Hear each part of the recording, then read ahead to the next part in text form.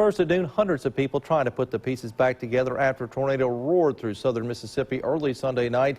12 News' Anna FARISH is live in Soso with a daylight look at the damage. Anna.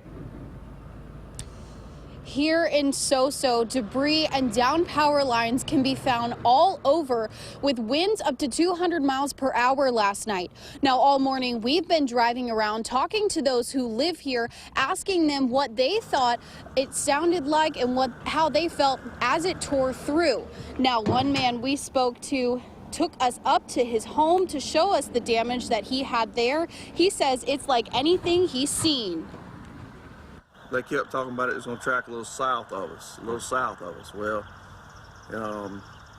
looked out the back and it wasn't tracking south. You know, here it come, and it was on us for, and it come right over Soso because we were in the hall and the bathroom. My parents was there with us, and it started tearing the roof off, and we was hunkered down. And then all of a sudden it quit, and we were in the eye of it. I mean, it just went calm. Wow. And then 2 minutes later, here comes the second round. So it was, you know, and it's really a helpless feeling when you can't do anything about it, you know.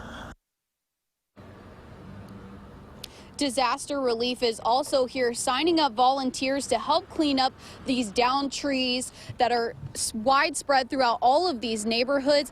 We here at WJTV are focused on weather and focused on you. For now, live in Soso, Anna FARISH, 12 News.